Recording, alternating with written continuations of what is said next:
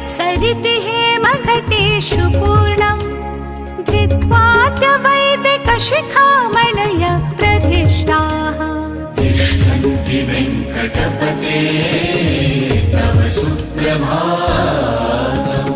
भास्वानुदेति त्रिकचानि सरोरुहाणि सम्पूरयन्ति निनदैककुभो विहङ्गाः श्रीवैष्णवा सततमर्थितमङ्गलास्ते धामाश्रयन्ति तव वेङ्कटसुप्रभातम्।